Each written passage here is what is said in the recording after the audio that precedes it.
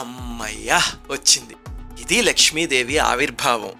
ఈ కథలోంచి మనం తెలుసుకోవాల్సినవి 2 ఉన్నాయి. మొట్టమొదటిది ఏమిటంటే ధనమదం ఎప్పుడూ ప్రదర్శించకండి, లక్ష్మీదేవి దూరం అయిపోతుంది.